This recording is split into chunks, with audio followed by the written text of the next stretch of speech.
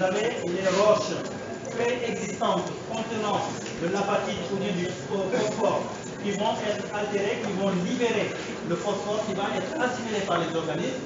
Mais retenez également que quand on est en milieu marin, surtout dans les grandes profondeurs, quel type de roche nous avons souvent? Quel type de roche? En milieu marin, dans les grandes profondeurs, le fond marin, quel type de formation géologique nous avons là-bas souvent? À l'origine, avant même des dépôts sédimentaires.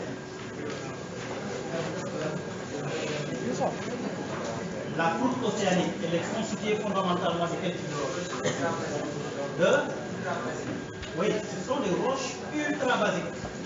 D'accord? On a vu tout à l'heure le complexe ultra basique qui peut donner du phosphore.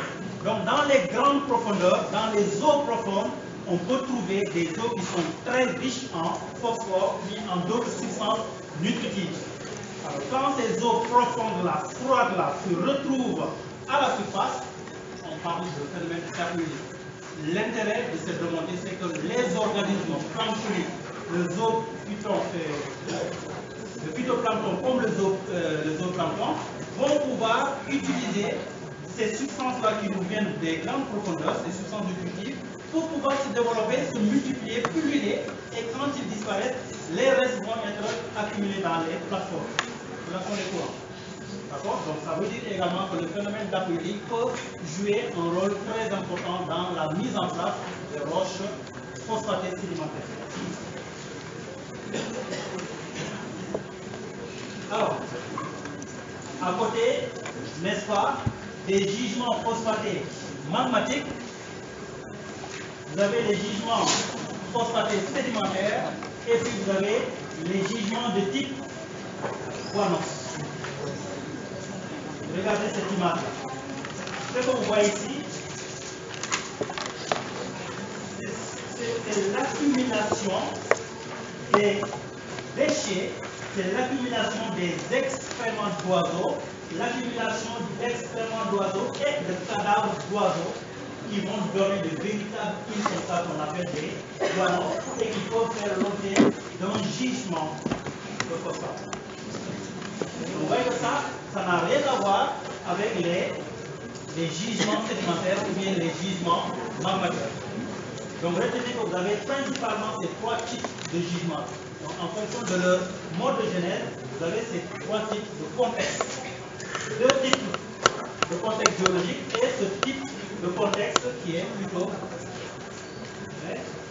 organique. Voilà, d'accord. Alors maintenant, vous voyez ici, vous avez un gisement sédimentaire qui commence à se mettre en place.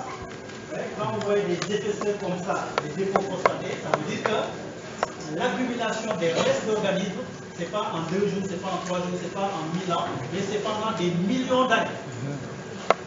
D'accord? De la même manière, quand ces restes d'organismes-là, plancton comme zooplancton, se retrouvent dans certaines profondeurs, cette matière organique en biodégradation va donner plus tard dans les grandes profondeurs des hydrocarbures. D'accord? Donc, c'est pour vous dire qu'il faut parler, il faut imaginer à l'échelle vraiment de millions d'années par rapport à ce qu'on est en train de dire. Vous voyez ces gisements de minerais extractifs là, comment c'est étalé comme ça. Alors, en minéralogie,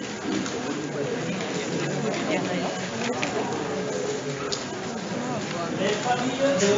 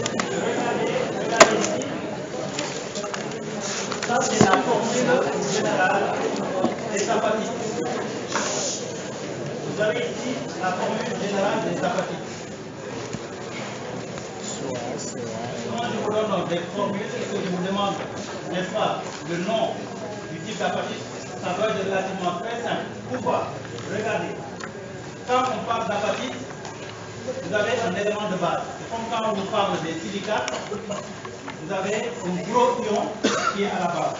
C'est lequel? SiO4, SiO4, 4, là aussi c'est la même chose. Ouais. L'élément de base qui est un tétraèdre, c'est le PO4. Après maintenant, les autres substances que vous avez, les autres éléments chimiques que vous avez ici, en fonction de leur présence et de leur pourcentage, on se retrouve avec plusieurs types d'apatites. On peut trouver des apatites où vous n'avez pas ça, ni le sodium, ni le magnésium, vous n'avez que du calcium. Et que pour les anions, vous n'avez que du fluor, ou bien que du chlore, ou encore que de l'hydroxyde. Et que également ici, l'ion phosphatique que vous avez ici peut être substitué partiellement par des ions carbonates. Donc les différents types d'apatites dépendent tout simplement de la présence des cations et de ces anions-là, de leur pourcentage relatif dans le minéral.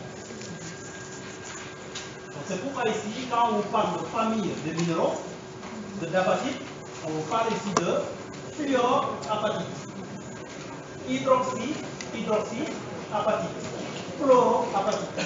Et quand il y a, en dehors de ces substitutions-là, de F par OH ou bien par TR, en dehors de ça, quand vous avez des substitutions partielles du PO4 par du carbonate, on se retrouve avec ce qu'on appelle des carbonates fluorapatites. Carbonate fluorapatite. Carbonate hydroxyapatite. Carbonate hydroxyapatite. Ainsi de suite. Donc, je ne vous demande pas de factoriser, mais quand même, quand vous voyez comme ça, une formule comme ça, au moins vous visez cet élément chimique. Plus ça. En sachant que c'est de l'apatite.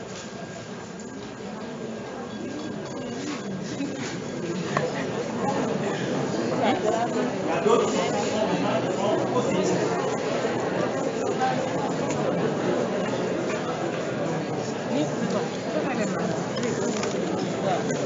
Alors,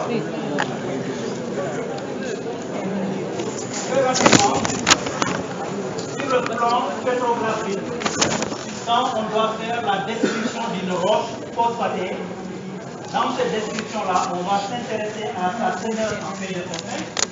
On va également s'intéresser à la taille des grains phosphatés. Et quand on vous dit phospharénite, qu'est-ce que cela vous inspire? C'est ça, c'est-à-dire vous avez une roche phosphatée où les grains de phosphate ont la taille des granules. Et si on a la taille des rudites, phospharudites. La taille des ludites, vous voyez ce qui va suivre, c'est ce que vous verrez. D'accord? Donc c'est une nomenclature qui est un peu calquée sur la classification des roches détritiques. D'accord? On verra également qu'on peut proposer une classification qui est un peu calquée sur celle des roches carbonatiques. Alors, il faut également s'intéresser dans cette pétrographie au phénomène d'épigénie et de recristallisation. D'accord? Alors là, par exemple, vous voyez des fragments de bioclasse. Ça vous rappelle les roches carbonatées en L2. Les éléments qu'on appelait les allochènes et les orthochènes. Allochène qui veut dire éléments figurés carbonatés. Parmi les éléments figurés de ces roches carbonatées, vous avez les bioclastes, vous avez les zoolites, vous avez les péloïdes, les pellets. Alors ces éléments carbonatés peuvent être épigénisés ou recristallisés en phosphate, parce qu'on a dit tout à l'heure qu'il y a possibilité d'avoir une substitution entre les éléments ioniques, entre le PO4 et les ions carbonates, ou bien avec d'autres ions. Donc il est possible de voir à l'origine un fragment de coquille de nature carbonatée recristallisé en fragment phosphate. D'accord? Là, on est dans ce qu'on appelle la phosphatisation. Alors que la phosphatogénèse, c'est lorsque vous avez décomposition du plancton qui va donner de la boue carbonatée. On reviendra sur ça. Alors, dans la nomenclature, retenez qu'il existe ces deux types d'appellations-là, des phosphates, en fonction de la présence ou de l'absence de ces apatites-là. D'accord? Donc quand il s'agit de roches sédimentaires composées en majorité de minéraux de la série des apatites, parce qu'il y a plusieurs types d'apatites, mais les apatites ne constituent pas seulement les minéraux phosphatés. Donc quand il s'agit de minéraux phosphatés et des minéraux de type apatite, on est dans les phosphatiques. Dans le cas contraire, ici, vous êtes dans les phosphoriques. Alors, on vous dit ici que conventionnellement, phosphorique ou phosphatique, c'est lorsque la teneur de PNO5 dépasse les 18%. Dans le cas contraire, le niveau, la phase n'est pas phosphatée, moins de 10%. Alors quand la phase n'est pas phosphatée, c'est comme dans les roches carbonatées, vous avez les halogènes et vous avez les éléments qui ne sont pas carbonatés. Dans les roches calcaires, on peut trouver des éléments qui ne sont pas carbonatés. Le quartz, des fragments de roches qui ne sont pas carbonatés.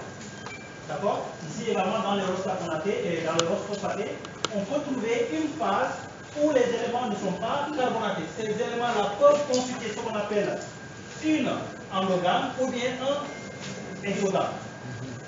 Exogame, c'est quand l'élément non phosphatique constitue la phase de liaison. Endogame, c'est lorsque l'élément constitue un nucléus, mais entouré par des dépôts concentriques de phosphate. Ça vous rappelle les oolithes en milieu carbonatique. C'est quoi un oolithe dans les dépôts carbonatés? Ce sont des grains sphériques à subsphériques avec deux parties, un nucléus au centre, entouré par des couches concentriques de calcaire. Le nucléus qui est au centre, ça peut être un fragment de quartz, ça peut être un fragment de coquille, etc. Mais où vous avez un cortex constitué par des dépôts concentriques de calcaire. Là aussi, c'est la même chose. Pour les phosphates, on peut avoir des éléments sphériques de type OI, où vous avez l'élément central qui n'est pas phosphaté, donc c'est un endogame, mais qui est entouré par des dépôts concentriques de phosphate. On est d'accord? Alors, la classification des phosphates, elle est encore calquée sur la classification existante, notamment celle des roches carbonatées et celle des roches détritiques. Premier cas, c'est lorsque vous avez moins de 10% d'éléments figurés. Vous voyez, quand on dit éléments figurés, à l'opposé, vous avez les éléments qui vont constituer la phase de liaison. Éléments figurés dans le bloc, le plus souvent, ce sont les éléments les plus grossiers. Donc, quand on veut s'intéresser à l'inverse, ce sont les éléments les plus fins. Quand vous avez moins de 10% d'éléments figurés, c'est qu'on est dans les micro-phosphates ou bien micro-phosphoriques ou bien micro-phosphatiques. Parce que l'essentiel des dépôts sont constitués par des grains de phosphate très très fins. Mais quand vous avez plus de 10% d'éléments figurés, les éléments les plus grossiers, quand ça fait plus de 10%, 50%, 80%, là, dans la classification, on va s'intéresser également à la taille des éléments phosphatés. Et quand on s'intéresse à la taille des éléments phosphatés, on se retrouve soit avec les phospharulites, ou bien les phosphalutides. En question, quand je dis tel phospharélite à rare endogame de quartz, qu'est-ce que cela veut dire?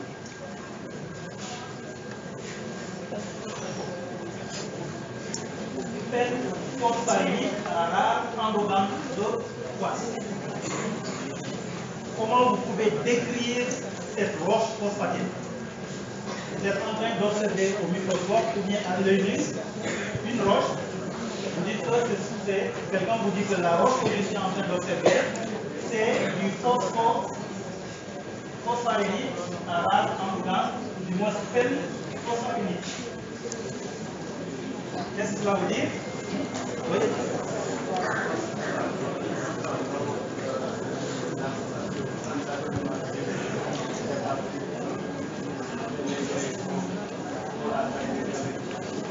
Les graines? Oui.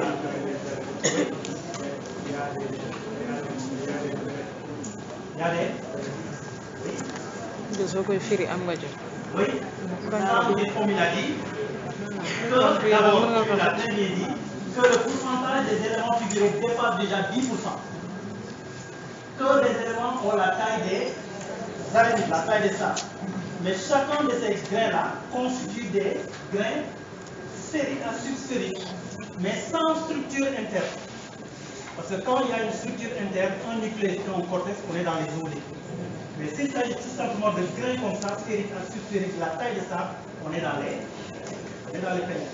Donc ces sables-là, ces araignées-là, en fait, ce sont des grains sphériques à subsphériques. Donc des grains phosphatés, de la taille des grains des araignées, de la forme des phéloïdes, d'accord, et où on peut trouver de l'endogame, c'est-à-dire parfois vous pouvez trouver une insertion d'un fragment quelconque d'un élément qui n'est pas phosphaté.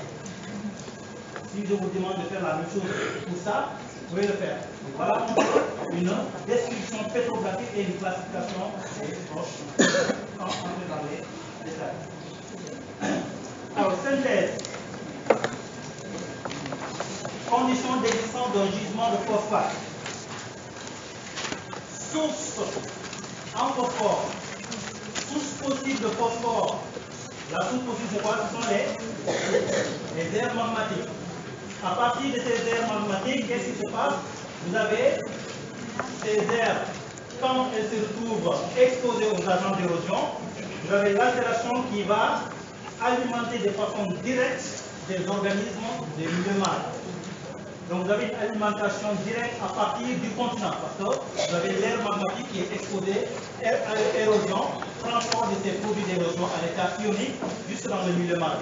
En ce moment, vous avez une alimentation directe du phytoplancton ou bien du zooplancton.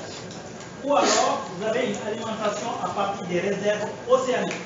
Parce que comme on l'a dit, si au niveau des fonds des océans, vous avez des roches ultra basiques, la croûte océanique qui est ultra basique, qui libère avec le temps du phosphore, remonté par aqueduc peut apporter du phosphore de façon indirecte à ces organismes qui peuvent également se développer et donner plus tard des dépôts phosphatés sédimentaires. Donc il y a possibilité d'avoir la formation d'apatite sédimentaire, comme également il y a possibilité d'avoir une concentration et une accumulation de ces apatites-là en milieu magmatique, d'accord, dans les aires magmatiques ou alors dans les aires sédimentaires. Donc ce schéma-là, c'est un peu, pour résumer, comment ces éléments peuvent être transportés juste dans le milieu marin et comment également par aqueduc, on peut trouver dans ces zones-là, notamment dans la zone de plateforme, accumulation de ces restes d'organismes qui vont donner plus tard de la boue carbonatique.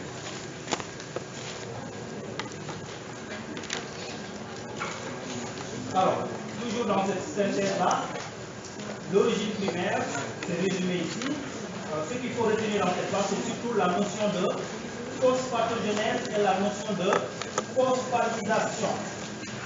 Regardez bien la différence. Phosphatogénèse, c'est tout le processus dont on a expliqué tout à l'heure. Libération de substances riches en phosphore dans un milieu marin, et dans un milieu aqueux, utilisation de ce phosphore-là par le plancton, décomposition bactérienne de ce plancton-là pour finalement donner de la boue carbonatique. Là, on explique un peu les conditions de genèse pour cette phosphatogénèse. D'accord? Par contre, ce qu'on appelle la phosphatisation, vous avez des roches non phosphatées qui existent déjà, qui sont déjà sur place, mais après apport d'une solution phosphorique, quand vous allez avoir une substitution, vous allez avoir des phénomènes d'épigénie, des phénomènes de recristallisation. Donc la roche qui était là, qui n'était pas phosphatique, qui était du calcaire, du grès, etc., quand il y a des phénomènes de recristallisation ou d'épigénie, on se retrouve avec du calcaire phosphaté, on peut se retrouver avec du grès phosphaté, de la marne phosphatée, etc. Là, on est dans la phosphatisation. Vous êtes d'accord? Donc, les conditions, il faut qu'on ait on soit pour la phosphatogénèse, que l'on soit dans une zone à teneur minimale d'oxygène. Pourquoi? Parce que c'est dans cette zone à teneur minimale d'oxygène que le plancton peut se développer. En plus d'avoir des substances nutritives, il faut qu'il y ait oxygénation pour que le zooplancton, ou bien le phytoplancton puisse pulluler, se développer avant de disparaître.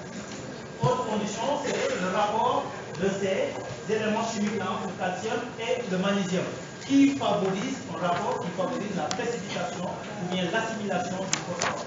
concentration favorable de ces éléments chimiques pour arriver à la constitution des ions phosphatés avec d'autres substances.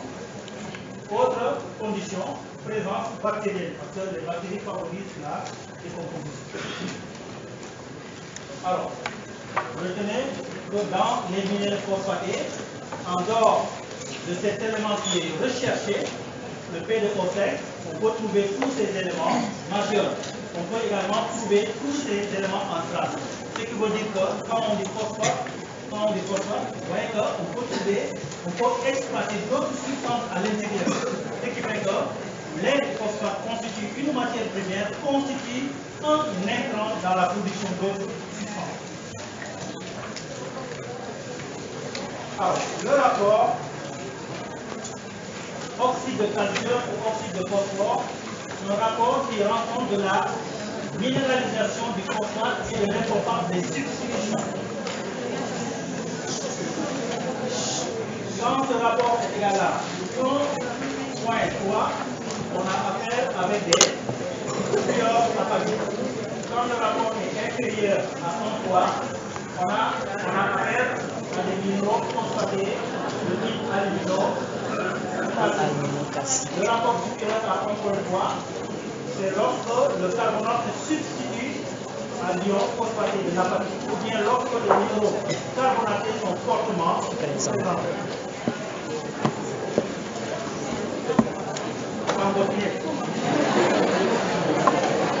Fíjate.